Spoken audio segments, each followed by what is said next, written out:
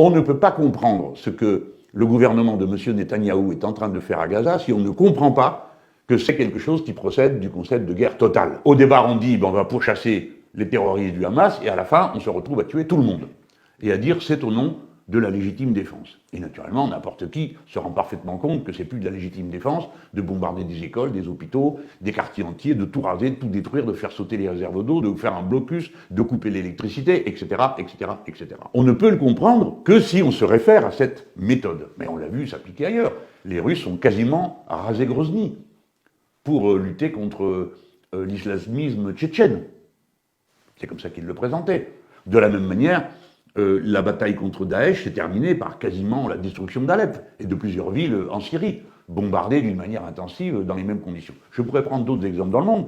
C'est pour dire qu'il ne s'agit pas de penser que nous avons affaire à une situation qui, par elle-même, serait extraordinaire. Ce qui est extraordinaire, c'est que cette fois-ci, on se trouve dans un cas où tous les pays, notamment européens, tous les pays qui dominent le système des Nations Unies, sont en état de faire cesser le combat, ils ne le font pas. Ce qui introduit une idée, qui est le résultat du choc des civilisations, de la limite et de l'horreur de cette théorie, c'est qu'il y a continuellement deux poids, deux mesures, selon que vous êtes classé dans le camp du bien ou dans le camp du mal, qui est toujours le camp terroriste, ou nommé tel. Quand un conflit armé commence, pour régler quoi que ce soit, y compris la punition des criminels, il faut le cessez-le-feu. On ne rend pas la justice dans les bombardements.